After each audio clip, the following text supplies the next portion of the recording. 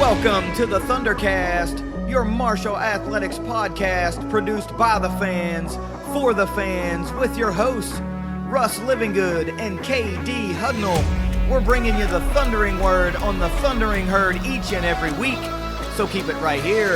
The ThunderCast is on the loose.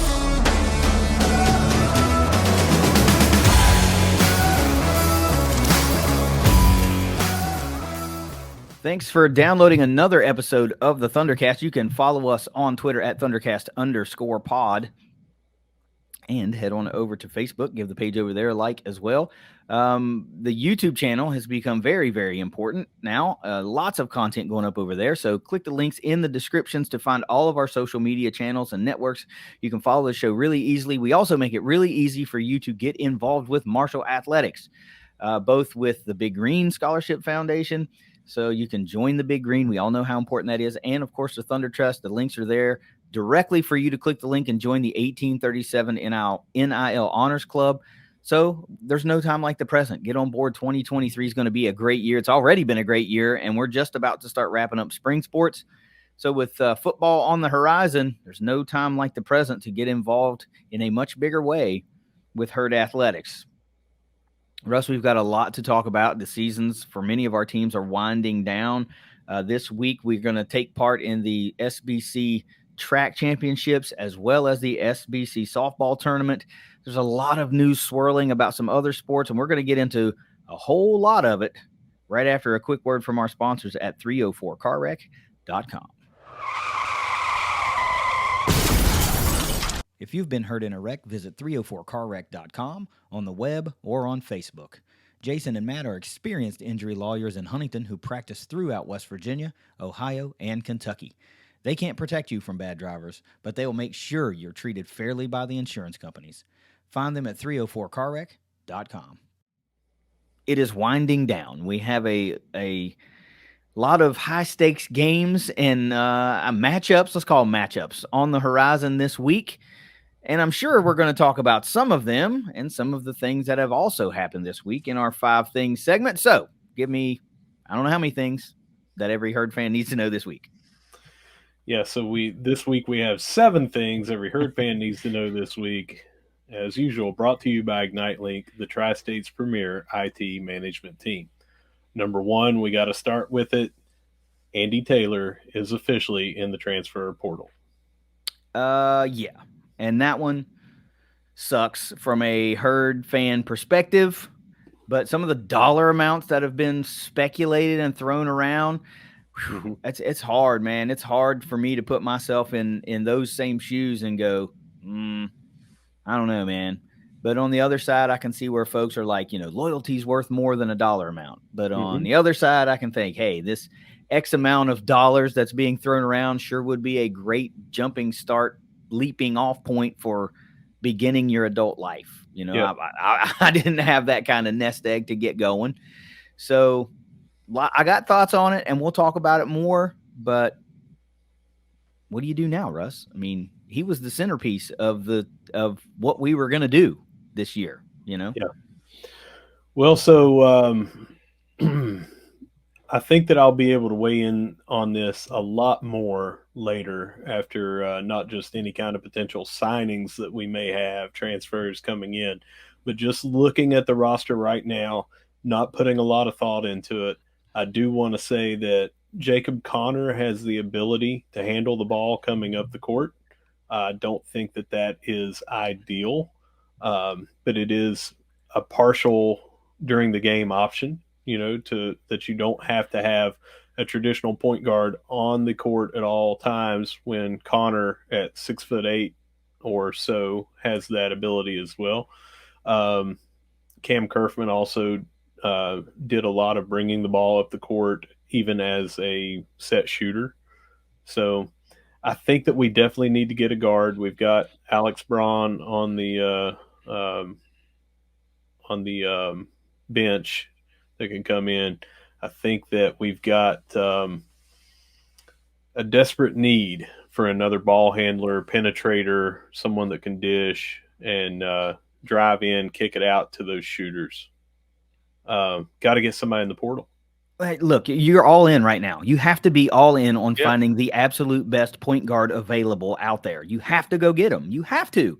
Because, yeah, you can bring in another guard, I quote, another guard. And yes, Connor can help out and Kerfman can help out. But that's not what you don't want somebody to help out. You want right. somebody that can run that offense efficiently and effectively. And oh, by the way, find 20 points, because Andy was good for 20 points a game last season. And I'm not saying you have to go out and find one guy, but look, man, we already talked about bringing in guys and a number of guys chipping in to offset what you're going to lose in production from Tavion Kinsey. And now you talk about losing the production down low from Han Lockton. And now they added production of losing what Andy Taylor. You're talking about 40, 45 points a game and who knows how many blocks and rebounds per game that you now have to go find.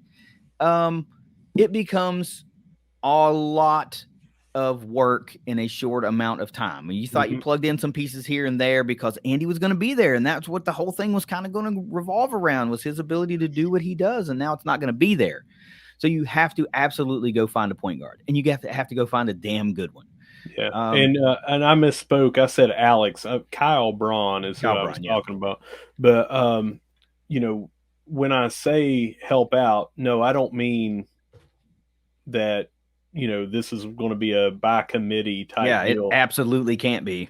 What I mean by that is Andy was playing 37 minutes a game.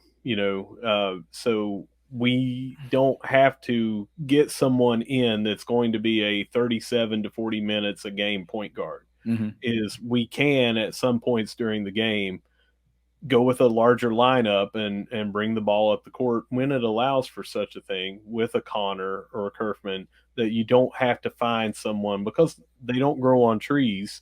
And if they do grow on trees, a penetrating point guard for 40 minutes a game, they're probably not going to be available for Marshall to just scoop up right now, because all the other places are going to be wanting a 40 minutes a game penetrating point guard. Yeah, So I understand. I understand that, but if this is all going to trickle down, and if what we're hearing is true, larger teams are poaching from our roster, then we just have to continue to poach from on down the line, right? And if that's the name of the game, then that's the name of the game. It can't be a one-way street. You can't just always be the victim. Sometimes you're going to have to go on the attack. And there are guys out there I know that are playing in lower levels that, fans may roll their eyes at and go, "Oh, great, we're going after a D2 guy. Oh, great, we need a D3." Who cares? If the guy can play, he can play. You don't know what the circumstances were that led him to wherever he was at. We have no idea. But if you bring in that same guy and he comes in and lights it up, you're going to be like, man, what a recruiting job by our staff. I can't believe they found that guy and nobody else did. So it depends on what type of attitude you want to have throughout the process, I guess. But here's the point I want to make about this. I think this one stings for a number of reasons, right? It's because Andy's been here for a number of years. He was poised to be one of the all-time greats, potentially, if he had a repeat year of the year he had, or maybe a little bit better. He could have threatened to become the new all-time leading scorer in program history, right? Could have. And I think this one hurts more so than Henlockton, because Michael was here for a year. He had all the makings to be something great, but he wasn't here for a number of years. Also, there was no real indication to my knowledge that Andy was going to go in the portal.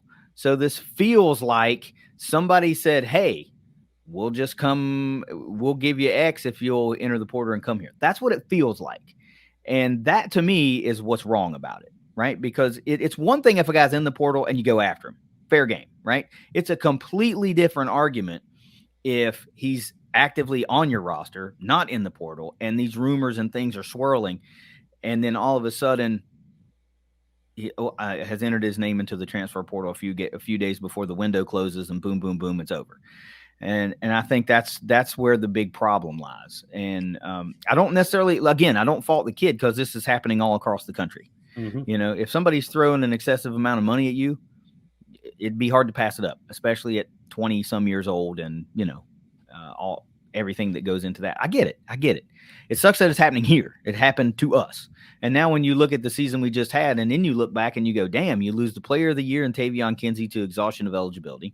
You lose the freshman of the year in Micah Hanlockton to the portal. And then you lose a first-team All-Sun Belt Conference guard to the portal. as yet uncommitted, but we all kind of think we know where that's going to go. It just hurts. So now you're tasking Dan D'Antoni and this staff with another turnaround without having dipped yet, because they're still off the heels of a great season. Now they have to rebuild the roster at three major components to be competitive again. And it's very, very daunting, I think. I don't think that I'm speaking out of turn. At least I hope I'm not. I can get my hand smacked later. But we have already discussed on this show that we interviewed for the Thunder Trust Andy Taylor. Eh, You know, we discussed it. It was 2 weeks ago on who or 2 episodes ago on who it was that we had on there. You know, so some of the things that he told us during that do not match up with what happened this past week. Yep. And I am with you. I'm not under the guise of saying, oh, he just totally changed his mind. This seems like tampering to me of this is out there should you so choose to enter the portal, like how you phrased it. And other things that he said, I mean, I flat asked, would it be accurate to say that you've had opportunities to go elsewhere in the past? And he said, of course. And the way he answered it let you know that this was available, not this specific thing here, but the opportunity to transfer has been there, and he decided to stay here. Someone has come in. We've heard rumors on the school and the amount. Pure speculation on my part. If I were to repeat that, so I won't. But it seems like tampering to me. And the response to some of the members of those fan bases are, well, everybody's doing it. Right. That still doesn't make it right. And that, No. that to me is where, until we have some type of legislation, right? And I'm not Right. saying don't pay the kids. They should be able to profit off of universities make a lot of money off of the kids, Yep. Performing and stuff like that. So they should be able to get a cut too. But tampering there should be some type of penalty there. There should be. I mean, Yeah. I think that's not out of everybody should agree to that. If you don't want there to be a penalty for tampering, then you just want to make your living off of tampering. That's really it. Yeah. So let's say this hypothetical school that has offered this hypothetical sum of money that we can't confirm. I mean, Right. I'm not being coy when I say that. I don't know. We all have. It's just rumors. Yeah. And they could be accurate, but they're just rumors. But let's say a blue blood that is higher than this hypothetical school that we're talking about comes in and poaches 2 or 3 off their roster. What would their fans say at that point? That's right. Well, everyone's doing it. No, they would cry foul. They would cry foul. Yeah. So, no, the NCAA definitely has to get a rein on this, and I don't know if we're talking a cap amount or some kind of compensation back to the school. Yeah, I don't know. That's what I think. Yeah, but I don't have the answer, is what I'm saying. But they have to have something here for penalties for tampering. I mean, that is a bottom line must happen. They have to have some sort of repercussion for if you do this, it's this. Yeah, and I don't feel like we're very close to that happening right now. No, I think that they want to just stay out of it, and that's the wrong way to go. Right now, the NCAA is basically like, well, what can we do? We can't do anything. No, you can do all kinds of stuff. I mean, you've shown over the years that if you so choose, you can do it. They just choose not to. Yeah, it's frustrating, right? Because they've built this empire through absorbent amounts of media money, and that disparity was bad enough, and now you just like, man, we can just we have all this money, and some of these places have huge donors, and so they can build these infrastructures that are infinitely nicer. So when you go tour, you're like, dang, you guys got all this luxury everything, and then you have deep pocketed donors just like, you want to come play here? Okay, fine. So it's frustrating, right? But all we can do is what we can do. And we got to focus on the herd. One player will not a team make. One player will not a program make. We've had guys transfer before. We've had key components transfer out before. If you remember a couple of years ago, Jared West transferred out, and the herd still took the floor, and we still played. Yeah. And we'll have to do it again. It sucks to see Andy go, especially based around a lot of what we had heard and talked about, but what can you do, man? It's over. Turn the page and move on. My final thoughts that just about everyone, including us on social media, have echoed, but because of this, I have to praise even more than I already have Tavion Kinsey, because imagine what that guy either has turned down or what he could have turned down had he allowed people to give him these offers if he didn't get any. But he came out and made a statement of once a herd, always a herd, and how it was always up to him to stay here at Marshall, and everything he accomplished on the court. That guy's character is just equal or above everything he did on the court. Yeah, and I think I put this tweet out yesterday. I want to mention this too. We may have, if nothing changes, right? This was the whole caveat to the wording of the tweet.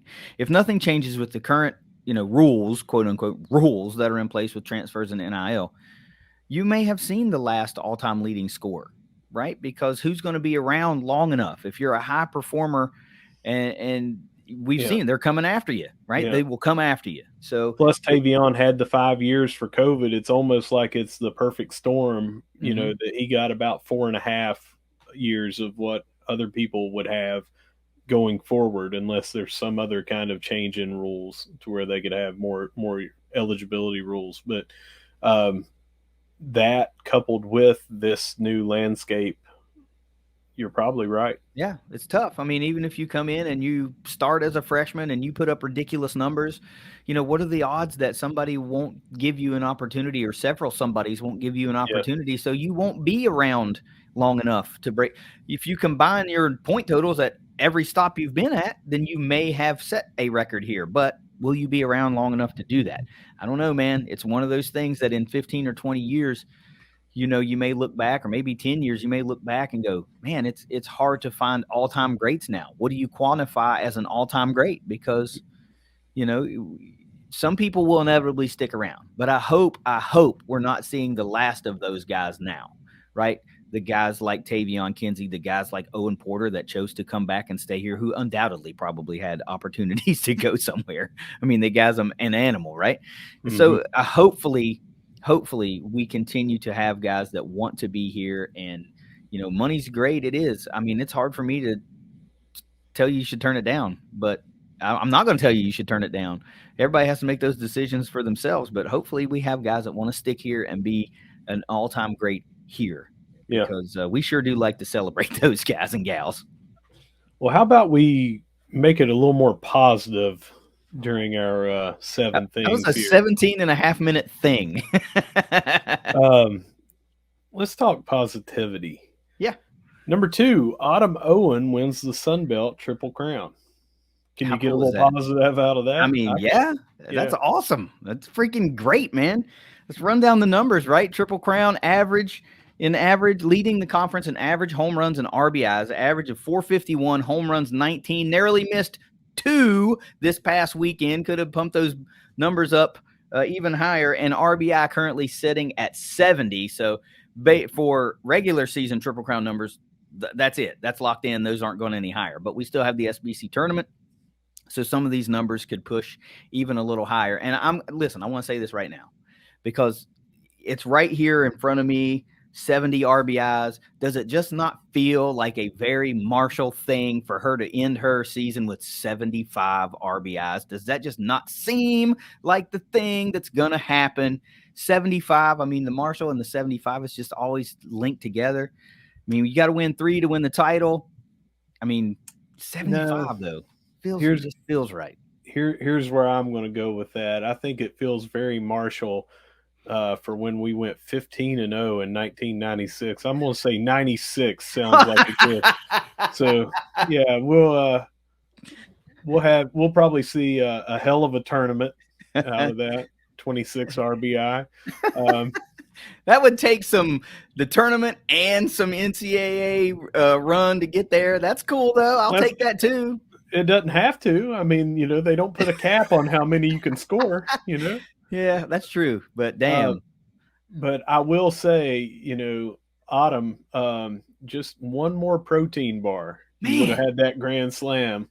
And Um, and then she narrowly missed another yeah, one that the right fielder caught like above the fence line. yeah, Dang, I said that Allie should be giving her the Skittles before she bats, just for that extra little oomph of yeah, sugar right before. But right. man, we could be talking about 21 home runs and already 75, 76 RBIs. But hey, Hmm. who cares? Triple Crown winner, man. All hail the Queen. What a gal. And let's not forget, she was injured. Remember, we talked about this. She got injured and had to rehab and get ready for the season. And some of the folks were like, I don't know, Autumn, it may not, And she's like, no, I'm going to be ready. If you remember in that interview that we did in the softball feature, she talked about that. She was like, I Hmm. knew I was going to be ready. There was no way I wasn't going to be ready. Yep. And then to come out and have a Triple Crown season. That's hard work. Hats off to her, Yeah. man. What a year. Well, we talked about definitely during that, and we've talked about a lot, but definitely during that interview series, how she hustles. Mm-hmm. And it's after every foul ball, it's in between innings. And you can just tell the dedication to work ethic is there. And that's what happens when you're injured and you have that championship mindset of, I will be ready, I will be better.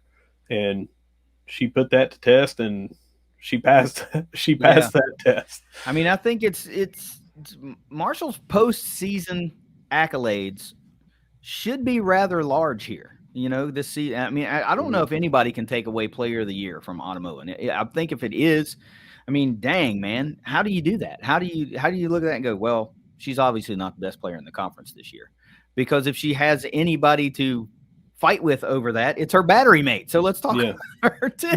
Well, before we move on, if they do that sort of thing, what I don't like is when they take someone that is off the number one team. I mean, you're Oh looking at yeah, yeah, yeah. number two team, What's your number or one in the East? yeah, number two, number three, whichever way you want to say Marshall is your number one in the East. I don't think that we would have been where we were at with either one of these two players, the one we just Right. talked about or the one that we're getting ready to talk about. And we wouldn't be where we're at with all the other players with the elevation in defense that we had this year and just the production top to bottom. The other pitchers, that's not the only pitcher that we have on the roster that's put up great numbers this year. Yeah. Top to bottom, we've got a good team. But MVP, I think, looks like Automoan. I do not have the non-traditional Triple Crown stats rankings on where she's at, but I know that she was up there in on base percentage because you take a 451 batting average, that's already a very good on base percentage in softball. But if I'm not mistaken, she was either leading or ended up leading at the end of the season in walks. So her on base percentage, if she's not, I'm high on that. If she's not winning in that category, I would hate to see who is. I mean, what are they, 6'12"? I mean, it's absurd whatever she's going to be at, and I don't have them in front of me to check. Well, if also you were talking about just taking members off the number one team, right? I don't Hmm. like that it's the best player off the number one team. That Right, doesn't always make you the right. MVP. That just That's makes you right. the best player on the best team, Yeah, right? That's it. But I also don't like it when a conference just wants to spread it around. It's like, man, if you right. got the best players at a position or in a category, they're the best. You don't try to spread it around. So, in my opinion, Autumn is the MVP of the league, right? Sid Nestor, who we're getting ready to talk about, also Triple Crown winner for the pitching Triple Crown winner, is the best pitcher in the league, and didn't get a Pitcher of the Week award once, not Yeah. once, but she's a Triple Crown winner. So I know I stole your other thing, but lay it on me officially Yeah, while I okay. look So, at something. all right. So the number three thing is Sid Nestor's the Triple Crown pitch thing. Way to ruin it. I wanted to throw back. I was looking at individual stats. Autumn was number 3 in the conference in total hits with 65. Behind number 1 in the conference, Alex Coleman of Yeah. the herd as well with 76. So yeah, Autumn had that 451 average. The OPS was number 1, 1.480. Of course, home runs. So anyway, we could go back. What's the on base percentage though? Oh crap! I lost my screen. On base percentage. Automobile leads in on base percentage with a .563. Number 2 is Grace Chellaman with a .478. Yeah. Well, actually, Marshall's the top 4. Top 4. Autumn, Grace, Sid Bickle, and Alex Coleman. There you go. So, what are you going to do? No denying. All right. So now let's move over and talk about Sid. And I joke, since you took it away, I don't mean to be melancholy about that. What an award to get the Triple Crown in pitching as well. Yeah. And so this hit me with those stats. This is the legit one, right? It's wins and ERA and strikeouts. Wins with 25 leads the league. ERA with a 1.08, which just recently edged above 1, by the way, and strikeouts with 218. Okay, let me put that in perspective. Sid Nestor leads in ERA by nearly a full half run. She's number 1 with a 1.08. Number 2 is a 1.53. Okay, and number 3, Olivia Lackey from South Alabama, who kept winning the pitcher of the week, is number 3 with a 1.58. So wins, Sid is 1 ahead of Leanna Johnson from Troy with 25 wins. And strikeouts, where's that at? Where is strikeouts? There it is. Leads by, oh wait, that's hits. I was like, dang, that ain't right. I can't find the strikeouts. There it is. 218. Number 2 is Olivia Lackey from South Alabama with 201. So look, man, stats don't lie, right? Stats don't lie. So I think, what's the game started for Sid? Games started.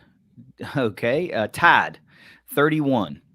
Okay, so 31, and she had 218. You see where I'm going with this. I know she had some games that she came in and got some saves and things like that, and she got strikeouts during those. But games started, she had to average just about 7 strikeouts to get to 218 if you take away all of her relief strikeouts. 7 strikeouts per game. Yeah. Let's look at complete games. How many she got? Okay, complete games out of 31 starts, 28 complete games. 28 complete games. 9 shutouts, 4 saves on the season, with an opponent batting average of number 2 in the conference, by the way. Opponents batting 1.77. Those are gaudy, absurd numbers. So wait a minute. Let me add some context to that. Okay. Let me add some context to that. At bats, okay. Opponents batting 1.77 or 0.177 over 755 at bats. Yeah. Number 1 pitcher, 203 at bats. 500 more at bats on the season. That is a telling stat. Holy moly. Yeah. What a great duo, man. This is an all-time great herd battery, right? All-time great. I mean, all-time great. You're talking about 2 Triple Crown winners in the same season on the same field at the same time. And you remember when we interviewed Sid, she said, when I'm in the circle, it's just me and Autumn. That's it. It's me and Autumn. And she gets locked in and she stays locked in and she's very regimented in her approach. She talked about, I don't know if you guys have seen, but, you know, I lick my fingers before every pitch. And if you just pay attention to when she pitches, every motion is nearly identical. Everything is nearly identical. Of course, it has to be different based on what pitch you're throwing, obviously, but her approach, her windup, everything it's near carbon copies time after time. She's just an all-time great. And I can't wait to talk about this. I hope she wins pitcher of the year. She should. But I wonder if she's also, or if any of our players or Southern Misses players, or Coastal, or not Coastal, but Old Dominion. Old Dominion has softball. James Madison. Any of those three are eligible for Newcomer of the Year because we're all new to the conference this year. Because if that's the case, and Sid or Autumn, either one, if Sid, let's say Sid particularly, wins Newcomer of the Year and Pitcher of the Year, that would mean that last year, in her first year with the Herd, she would have won Conference USA Newcomer of the Year and Conference USA Pitcher of the Year, then comes into the Sun Belt and happens to win Sun Belt Newcomer of the Year and Sun Belt Pitcher of the Year across 2 conferences in 2 seasons with the Herd. That, my friends, would be all time. That's it. Nobody's going to do that again. So we have to see how those postseason awards shake out. But man, that would be, just take the jersey off and retire it. Right? Nobody needs to wear that again because nobody's going to match that. And you said all-time battery mates, but they might be top 2 and they're not 2. I mean, they might be number 1 of all time, especially if they bring home MVP and Pitcher of the Year, whatever the awards that they're going to call these in the Sun Belt. I'm not sure what they're called, but man, just it's not over. It's not over yet. It's not. No, it's not. And folks are going to say, well, they didn't play Louisiana, and well, they didn't play South Alabama. Well, guess what? They didn't play us either. Yeah. That's a two-way street. You can't just think, well, the Herd would have gone down there and lost. Yeah. No, they didn't play against us either. They didn't have to face Sid Nestor in the circle. They didn't have to pitch to Autumn and Grace and Sid Bickle and Alex and Bub and all of them. They didn't have to do that. Ask Virginia Tech about playing us, and that was while they were ranked, and that was while they have gone on to beat, who was it, Clemson twice, I think? Maybe it was Clemson. So don't count this Herd team out, and we're going to talk about it much more later, but one game, and you have to go up against Sid. Anything can happen in this tournament. Or Savannah Rice. Savannah Rice is 12-0 on the season. Yeah. It is what it is. But it's single elimination, and I'll put her up against, the South Alabama pitcher, and I'll put her up against whoever Louisiana has, and I like Sid, and I like our chances. I do too. In a one-game scenario, anything can happen. So why would you just count out the Herd? Yeah. They can score in bunches when the bats are hot, and some of these other teams aren't able to do that.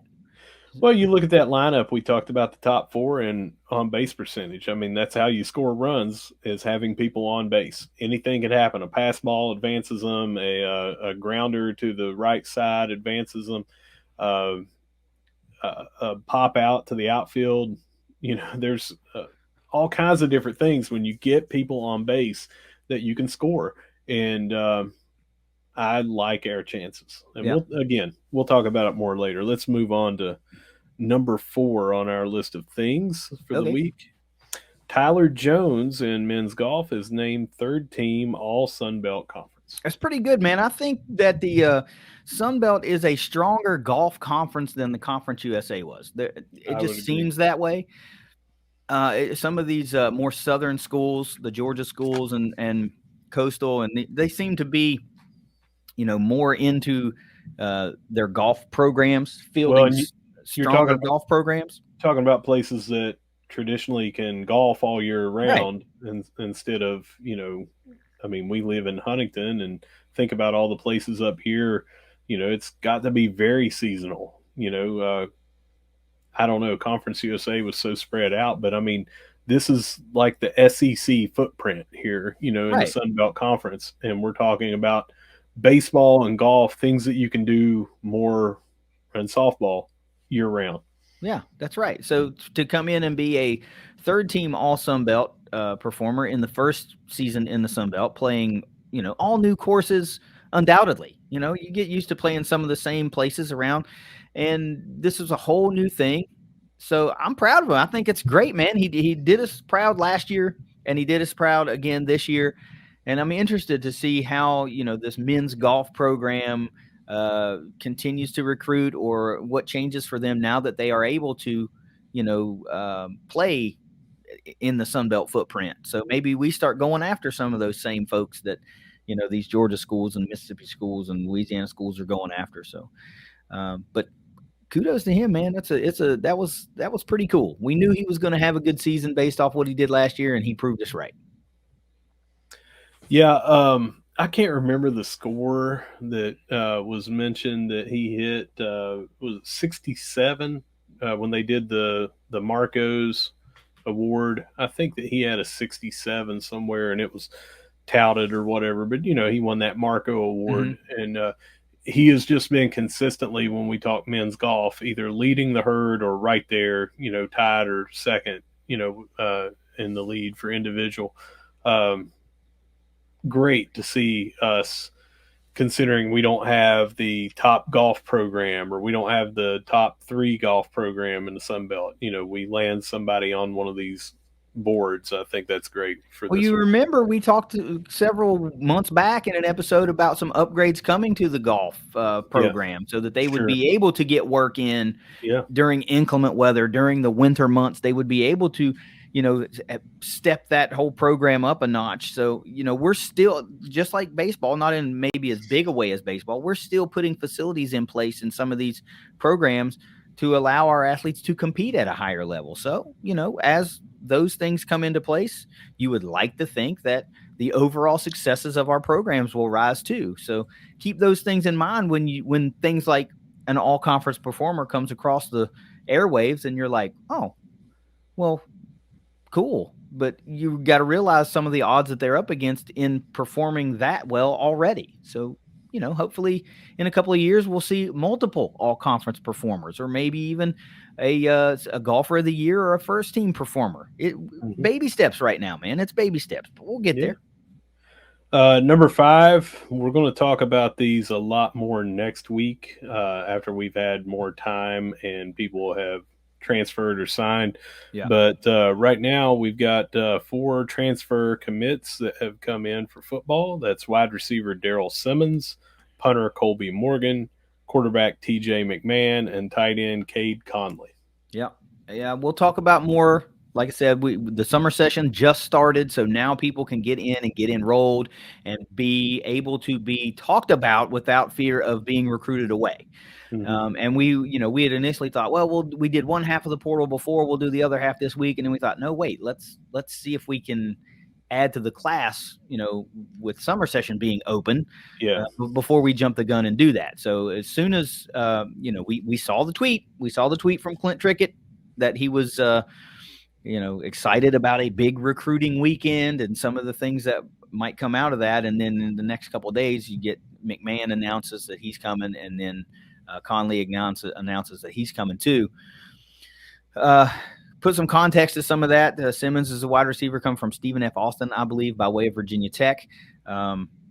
What's the last name of the kicker punter? I can't remember. Say it again.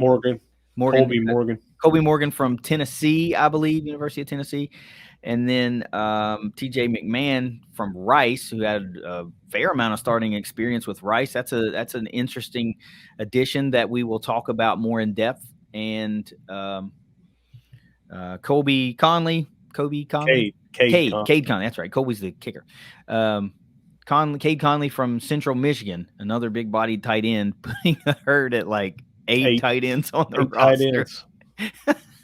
I know I giggle at that, but that is just an obscenely large number. That is a big number of tight ends. Yeah, it's going to be interesting. And I mean, we could do a feature show on that tight end room and talk about some things. And I know we talked a little bit about that briefly last week, and we won't regurgitate that same news, but let's just say it will be interesting to see how our tight end room is utilized. We need to talk to Derek Shea and get how in the world did you get such an allotment of scholarships for your room, man? Because this is 8 is a lot. It is a lot, and I'm interested. I'm intrigued. I would love to. I can't wait to find out how this number evolves, whether it gets smaller or there's position changes, or if we're just like, nope, we're rolling with 8. We're going to recruit all the tight ends so nobody can have a tight end on their roster in the entire conference, and that's what we're going to do. When you said smaller, or I was hoping you weren't going to say bigger, because I hope that we're not taking a 9th or a 10th tight end. We're putting 5 wide tight ends, so it's going to be 10 blockers. No, I'm sorry, 4 wide tight ends. It's going to be 10 blockers, Fancher and Ali, and that's going to be it. It's like somebody block somebody, and those two guys are just going to run all day. I don't know, Well, man. yeah, we kid, but we care, and Yeah, we really are interested and intrigued on how this room's going to shake up, because you've got some big guys, you got some great blockers, and you got some fast guys, yeah. mismatches. You got I some mean, pass catchers and blocking. We got guys with that complete the entire skill set. So you yeah, have flexibility to plug in a particular tight end based on what you need, um, based on what you're running. So right. it's just intriguing to see where all these guys will be utilized if they Hmm. all remain tight ends. We'll see. Hmm. Number, what was that? Was that I think that that was was 5. six? No, that Oh, was that was five. 6? Yeah, no, that was five. Marshall Athletics getting after it in the classroom. We've got some GPA news that you tweeted out there, but I missed some of them. Sorry. well, that's all right. Let's talk about the APR, and this is the academic progress rate, and this is something that is across the NCAA, Hmm. and that report came out earlier this week, and the department's overall multi-year APR rating is at 987. 10 programs are at 985 or higher, and that's out of 1,000. 10 of those 15 programs are at 985 or higher, and 4 of them got a perfect score of 1,000. That's women's cross country, women's golf, women's tennis, and women's swimming and diving. Men, you got your Step work your cut game out. up. Need to hit the books a little bit harder.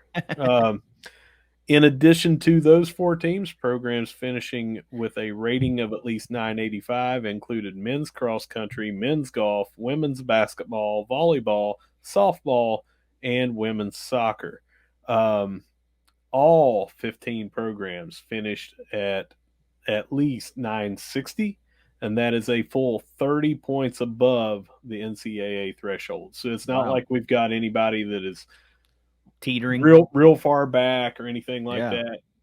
And KD, what, I'm missing the word. What is this? What You does it don't even do? need to set it up, right? Because we all know when the GPAs start flowing out and you see that 3 point this, 3.7, 8, 9, those are differentiators in the classroom. They're just differentiators for Marshall Athletics, and they are differentiators for Marshall University. You can come here, you can achieve academically at a high level, you can achieve athletically at a high level, and you can set yourself up to be successful in life after college.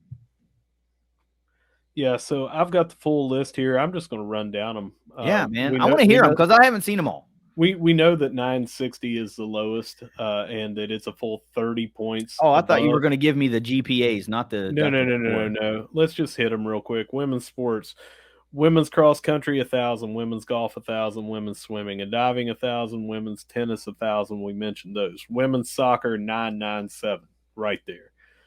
Women's basketball 994, right there. Volleyball 993, right there. Softball 992, right there. Women's track 983. Men's sports: golf 989, cross country 985, soccer 977, basketball 974, football 961, and baseball 960. Wow. Dang. That's impressive. Yeah. That's really impressive. And if you want to Congratulations. see, we put out the individuals that we had of some GPAs and stuff like that. But we're talking about like 3.93, Yeah. 3.88. I mean, some very good academic scores here. So, again, here we are always going to talk about that. We're always going to put that over and promote it when athletes individually or collectively as a group are doing well in the classroom. We do a lot of community service here. We do a lot of academic success rates and things like that. We have it all here at Marshall, and I joke with KD because he made that a buzzword, but it is a differentiator. It's a differentiator with parents, recruits, everything, and us as fans ought to be proud when we're talking about all the community service that our athletes are doing and all of the um, accolades that they're getting in the classroom. Yeah, and if you should care, because if you're going to talk about that hashtag herd family thing, it can't just be about wins and losses. You have to celebrate those successes in the classroom. You have to celebrate those successes and relationships that are built in the Huntington community and the tri-state area. This is all part of the Marshall family and what they do to become an even larger ingrained part of this area. It's all important, and that's why it's special here. That's why it's different here. And that's why when we continually talk to our athletes, our former athletes, prospective athletes, parents, whoever it is that we happen to engage with, we tell them that. And then they find out for themselves, and then they reiterate that back to us that, like, man, that it is really like family here. Yeah. So it can't just be all fun all the time, right? That's the parent in me. You also have to take care of your business, and taking care of your business means doing well in the classroom and doing well in the community. And we are absolutely killing it in those departments right now. Oh, by the way, a lot of our teams are succeeding at high levels too. So we are connecting all the dots right now. It's just a really great time. I know it coincides with this move to the Sun Belt, and it's not like it started happening because we moved, but it just all goes along with more folks paying more attention to more things, and it being a bigger breath of fresh air. And I think more folks are opening their eyes to a lot more of what's going on, rather than the Saturday football score or the Thursday, Saturday, Wednesday, Saturday basketball score or whatever. So it's really cool, man. And I'm glad to see all these numbers. I'm glad to see the successes. It just feels good, man. It just feels good, and I'm happy to see it. Yeah. Um, I think that this has been one of those eye openers, because we're over a year now that we've been doing this show, Mm-hmm. and we've been paying so much more attention, just like everybody else, to these other programs and everything. But we came in with a new conference, a new president, a new athletic director. We have new programs with getting men's track back and some more that are coming. It just seems like this perfect storm of all this new, and just happened to coincide with us covering it. And I think that this is one of the best times across the board to be a Herd fan. Yeah, it is. So join the freaking Big Green, right? Yeah. Get involved with the NIL Collective, the Thunder Trust, if you want to, right? Make a donation. Marshall just had the day of giving, to where you could have donated to the university. These are all things we have to do if we want to continue to push Marshall forward. Because I think at this point, I am not speaking out of turn when I say we are never going to just get our fair share of funding from the state. We think a lot of that gets sent up north because it does. So if we're going to make it happen, we're going to make it happen. Like each one of us, we'll get a little help from the state, but ultimately the successes and failures of Marshall University are going to fall on the alumni and the students and everybody involved. So if we want to see it continue to grow, we're going to have to make it grow. And you know what? I'm okay with that. I am okay with that. Same, man, same. And I think that I speak for you when I say that we individually are going to put up as well and do our part. Yeah. We do it as a show, but individually we're both Big Green members, and we have both donated to the baseball stadium, and we've both donated to different things, and we both do the 1837 NIL Honors Club. Yeah. Again, that's a little bit of chest thumping, but it's also that we can't sit here and tell everybody, hey, do this, and we're not doing it. So Yeah. we're going to do it, and we hope that you will too. Yeah, I'm not chest thumping because again, I'm just a guy, right? And I can do what I can do. I can't do a lot, but I'll do what I can. I feel like I can do. And that's all that I would ask is find your niche and do that, you know? So what else? What's left? I'm not going to pound my chest. I'm not important. I'm just a guy that loves the school and I want to help out.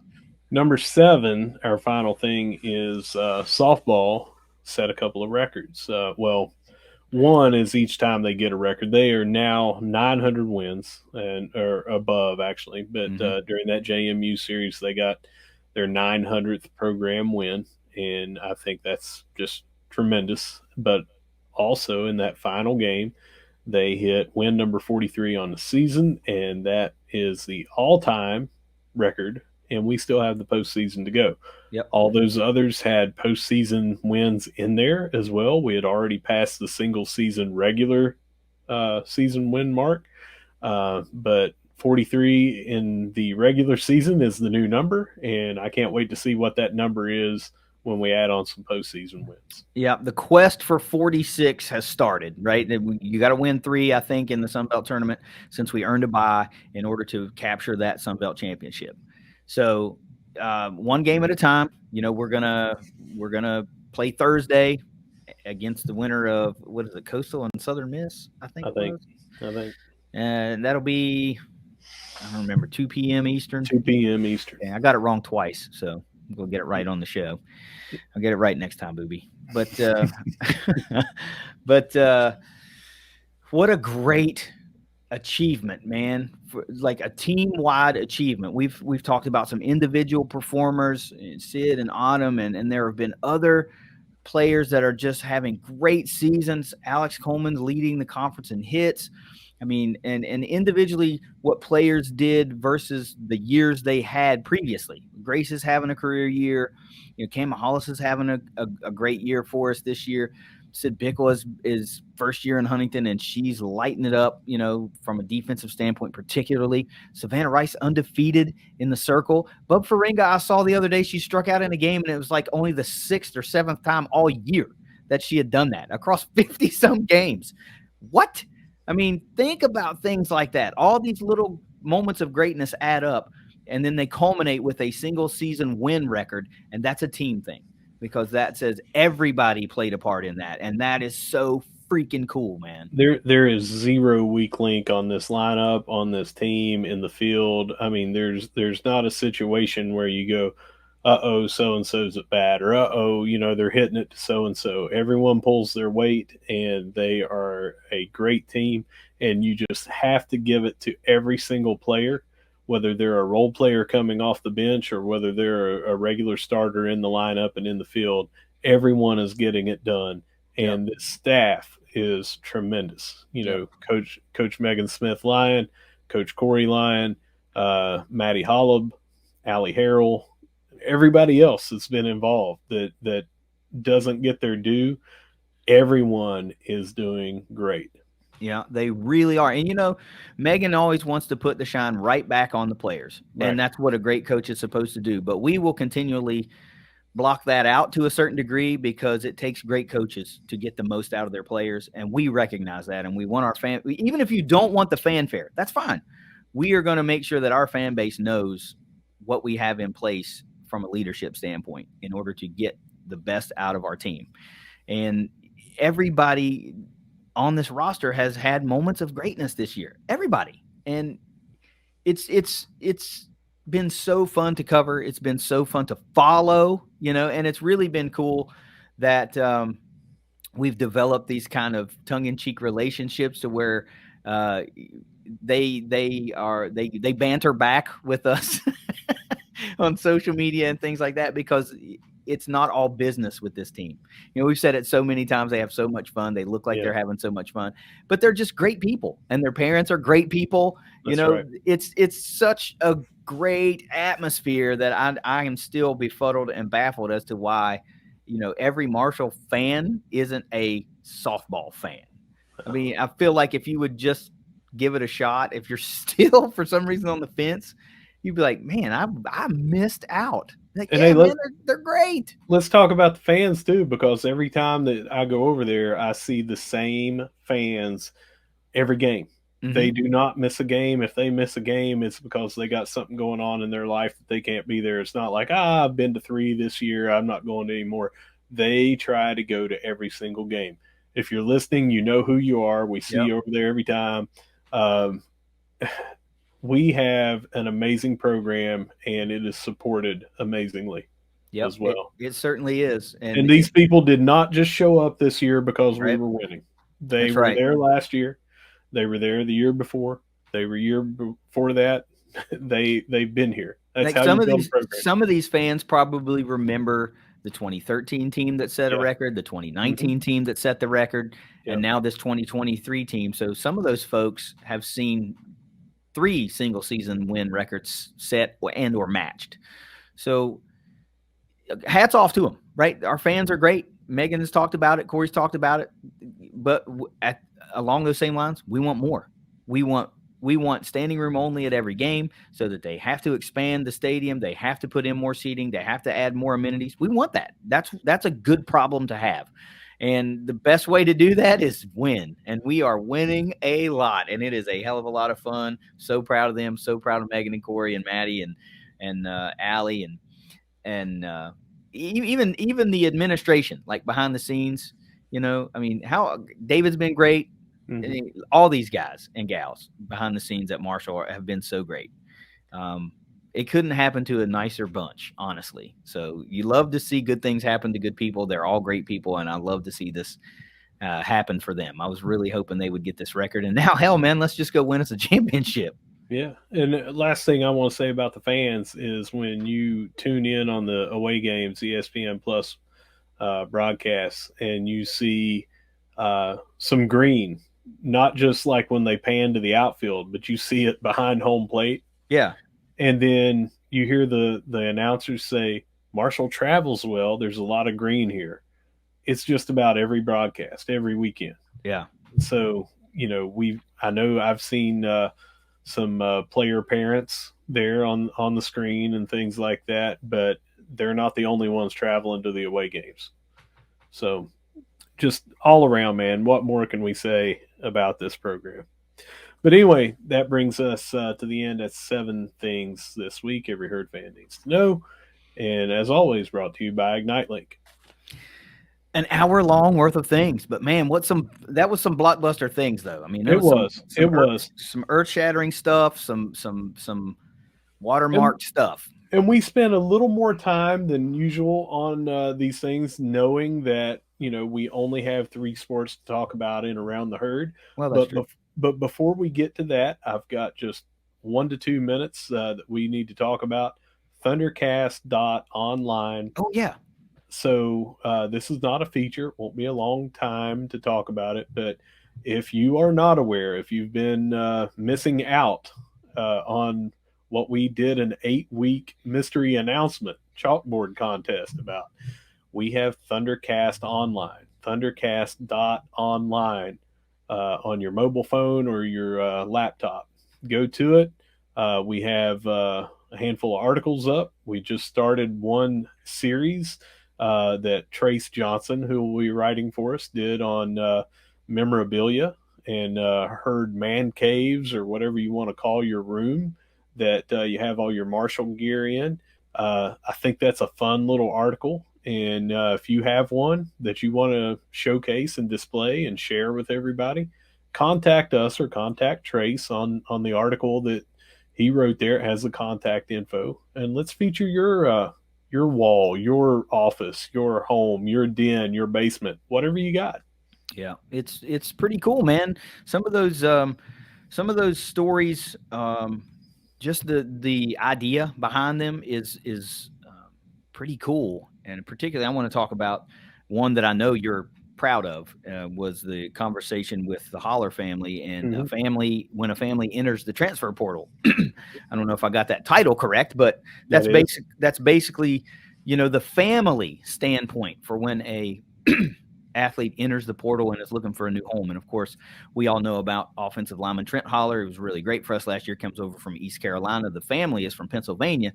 So there was a whole geographic thing going on there, getting to North Carolina from Pennsylvania, and then all of a sudden potentially only having to go to Huntington, and all that encompassed in that, and how that entire experience was for them being re-recruited, and having to weigh some of those options again, and finding a home in Huntington and what that's meant and how they've been treated and the differences of, point A and point B. And I think that's something that's meaningful to a lot of families in this day and age, because let's face it, man, the transfer portal has been a big part of this episode, but it has been a big part of collegiate athletics over the last number of years.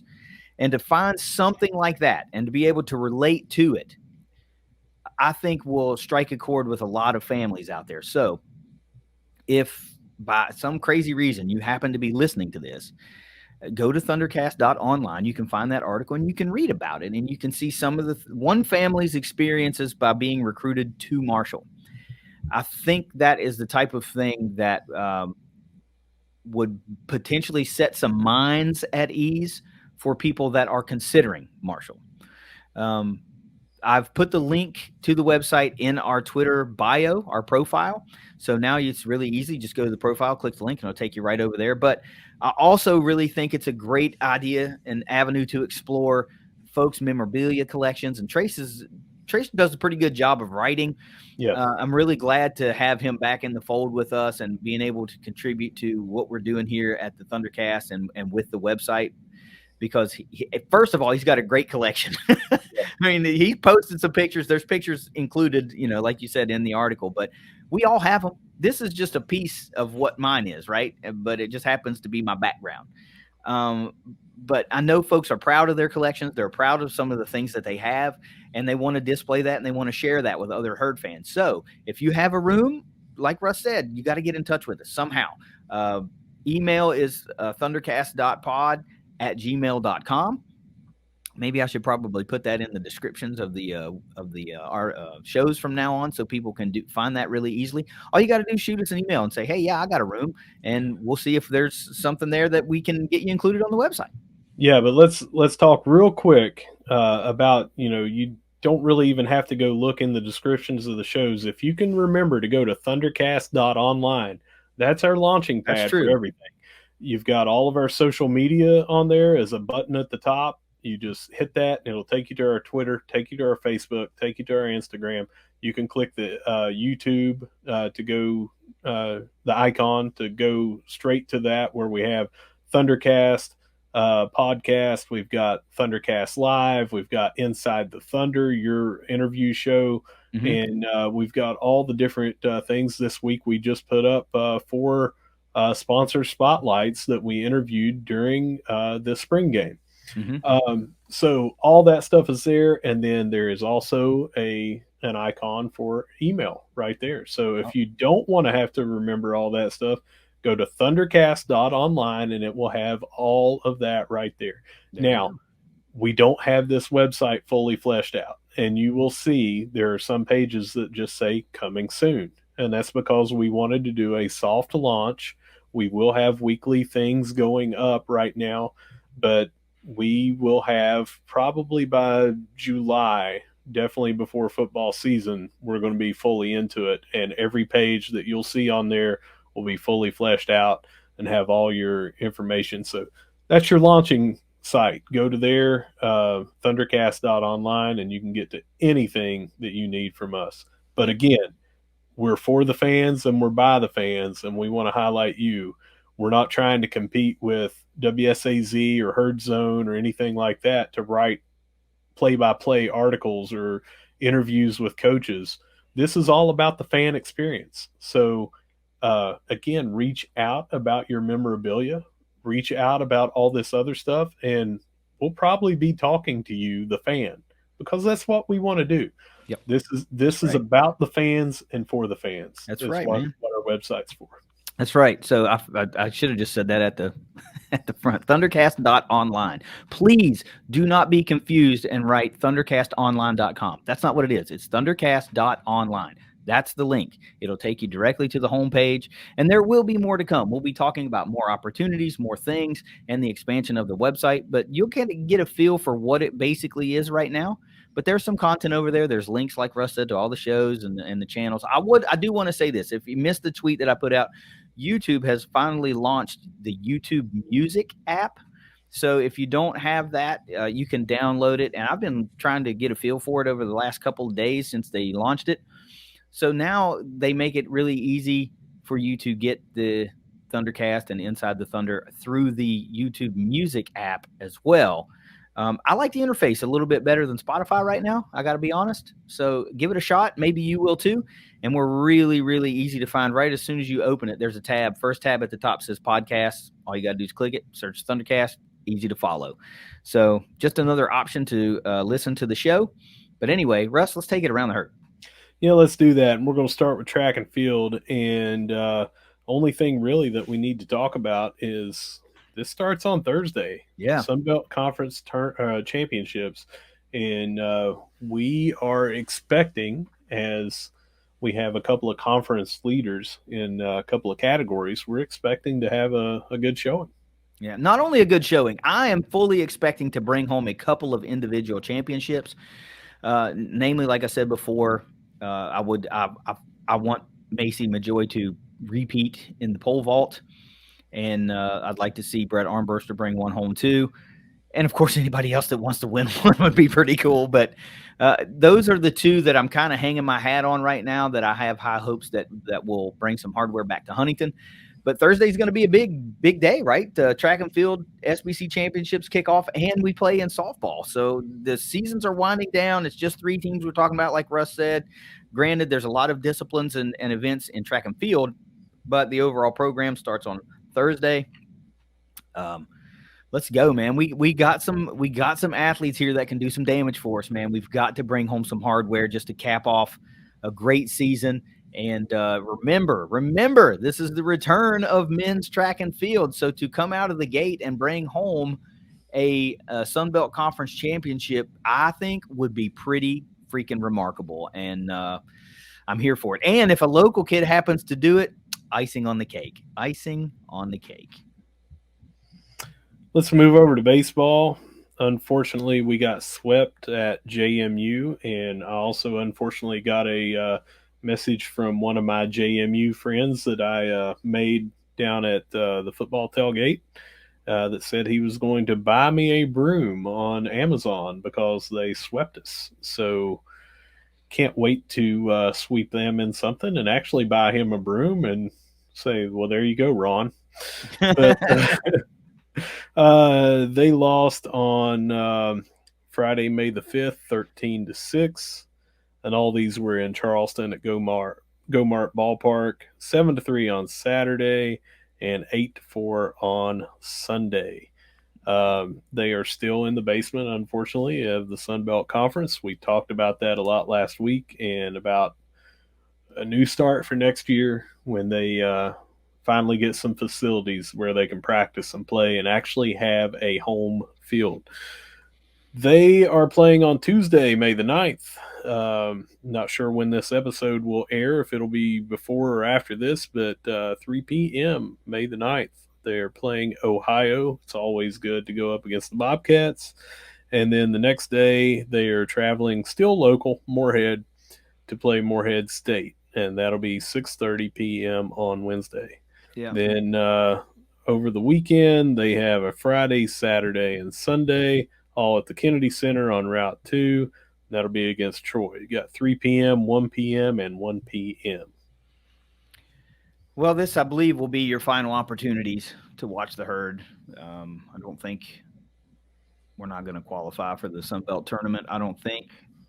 But they will have one more game next week, and that is at home, and that'll be Moorhead coming here on Tuesday. But other than this Tuesday and this weekend, or if you go down to Moorhead on Wednesday, you're right. They've only got 5 home games left, and 4 of them we just talked about. Yeah, so that's a little frustrating. But look, man, send the guys out the right way. Go see them, and show some support.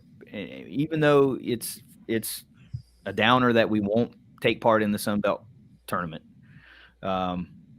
Give it a couple years. You heard Christian talk about it. You heard him talk about Greg Beals and what he brings to this program, and the excitement around the stadium and all of that stuff. So it may take us a couple of years. And again, I said this earlier, I'm okay with that.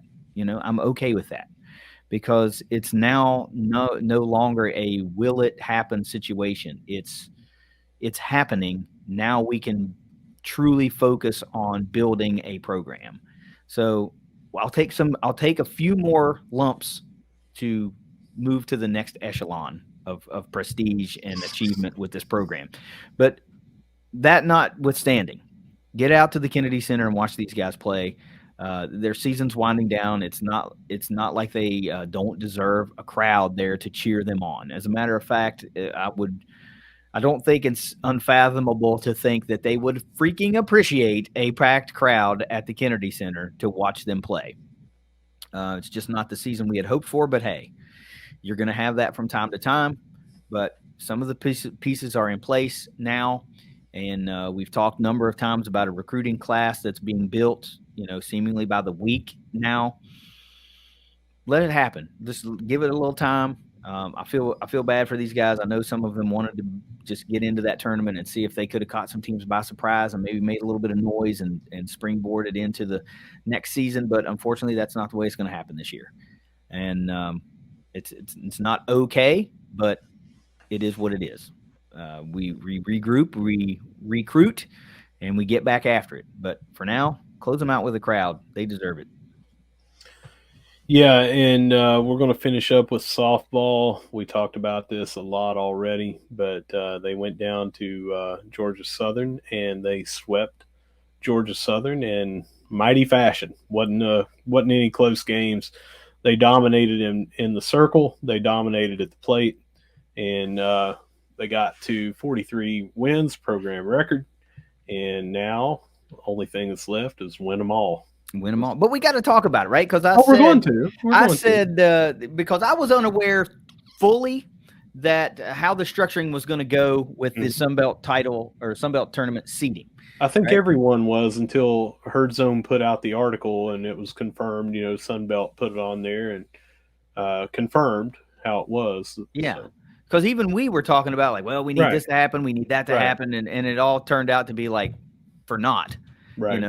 We wondered, would we be able to leapfrog up into second? And basically we had second locked up going in, So the way they did it, for those that are unfamiliar with, number 1 seed and the number 2 seed were determined by the number 1 teams in the East Division and West Division, right? So Marshall was the number 1 in the East Division. They had the number 2 seed locked up because Louisiana was number 1 in the West and had a better record, right? Then number 3 through everybody else was just based off of overall record, not divisions at all. So we were able to secure that by winning the East. So going into the weekend, hell, I thought we needed a sweep to even have a chance at it, but we already had it locked up. But we went in there and swept them anyway, right? Which is always cool to do because that gave us the record, convincing fashion, and we needed it. We needed the sweep to get there, right? To get to 43. Game 1, 4-0 victory. Game 2, 7-2. Game 3, 8-1. So it was not really that close in any one game. But let's run down some stats real quick because the girls got the bats out in a big way. They needed that in a series. We needed to have an offensive outpouring in a series, and to have one closing out the season is a great way to go into the Sunbelt tournament. We'd seen a lot of 2-1 games and 4-3 games and that kind of stuff, and to have 4 runs being your lowest run support of the weekend is great. Game 1, Sid goes complete. Game 3 hitter with 5 Ks, no runs. Cam Hollis 2 of 4 with an RBI. Bub Fringa 1 for 3 with 2 RBIs, and Autumn Owen gets an RBI. Game 2, 7-2 victory. Savannah Rice goes 4 and 2/3 innings, 7 hits, 2 earned runs, and 2 K. Bub comes in relief with 2 1/3 innings, no hit ball with 2 Ks, earning Savannah Rice the victory, pushing her to 12-0 on the season. 12-0 on the season, ladies and gentlemen. Autumn Owen in that one goes 2 for 3 with a home run and 4 RBIs. Grace goes 2 for 3. Riley Lucas 1 for 3 with an RBI, and Cam Mahalis notches another RBI. And then game 3, the finale, 8-1 victory for the Herd. We needed that one to get to 43. And I was glued to the ESPN Plus broadcast. I just wanted to see if it was going to happen, right? I think we all wanted to see if it was going to happen. Enter the smoking gun into the circle for the finale. Complete game 4 hitter, 1 run, 11 strikeouts, including the final strikeout of the game to secure the record for the Herd on 127 workhorse pitches, Russ. I bet you there was no chance in hell she was coming out of that game. No chance in hell. I mean, 127 pitches, a lot of pitches, and when you think in terms of baseball, that just really doesn't happen anymore. We know it's a lot different in softball, but once you start creeping up, I've learned around that 110 to 120, it's still getting pretty high. Yeah. So You get 100 fatigue in anything that right. you're repeating that often at that velocity and everything. So But 127 workhorse pitches and to still have all the pop in the seventh to strike out the final batter says really all you. That's a microcosm of all you really need to know about Sid Nestor. Um, Herd goes 13 hits as a team in that one to leave no doubt. Alex Coleman 2 of 5. Sid Bickle and Otto Moen both go 3 of 4. Grace 2 of 4 with 2 RBIs. Riley Lucas 1 of 3 with an RBI. Cam Mahalis goes 1 for 3, and Bree Godfrey goes 1 for 4 with her first 2 RBIs of the season. How about that? In the finale, you notch some in the RBI column.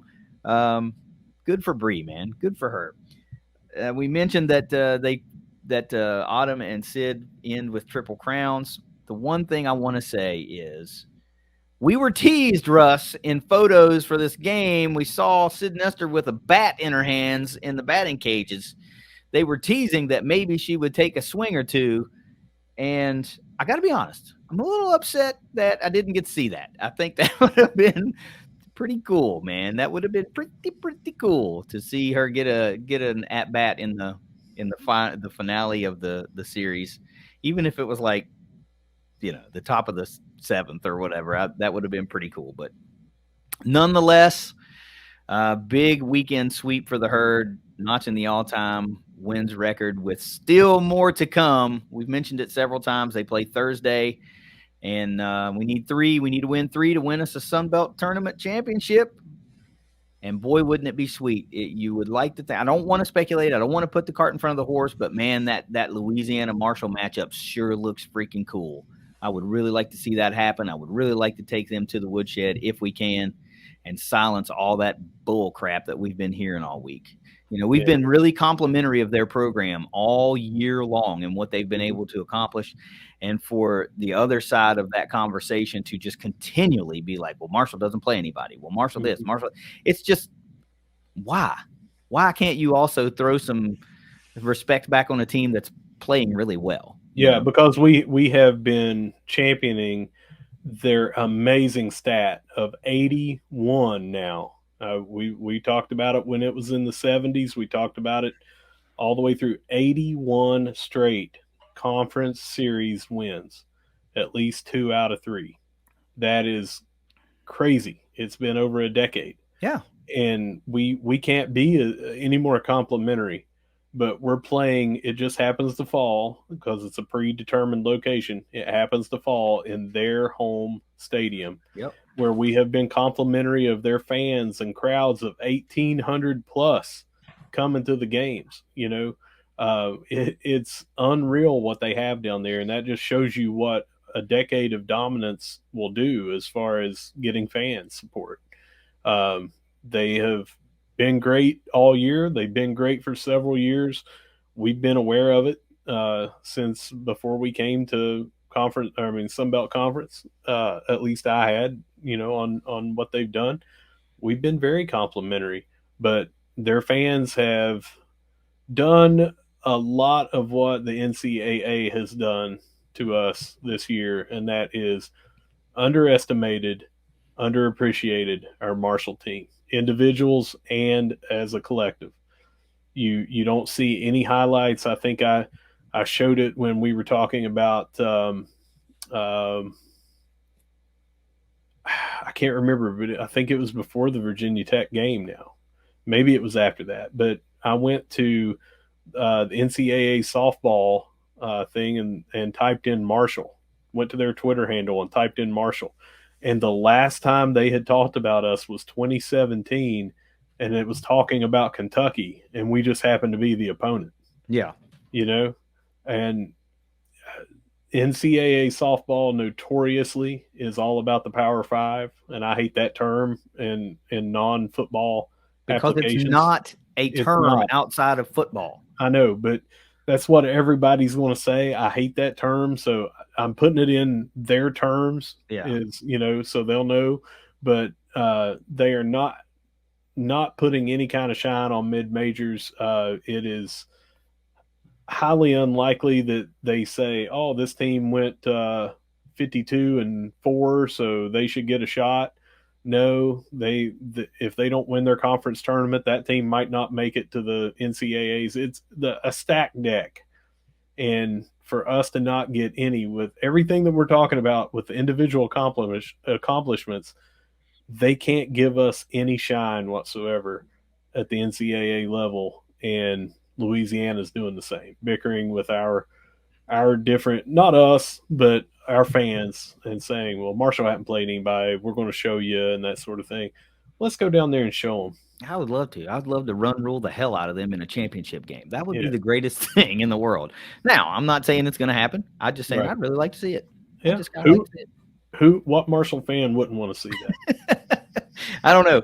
If you got anything else, let's have it. Otherwise, let's look to get the heck out of here. Yeah.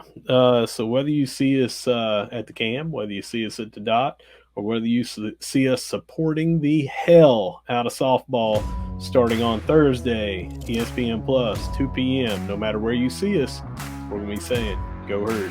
Go Herd. Let's bring home some championships. We'll see you next week. Later.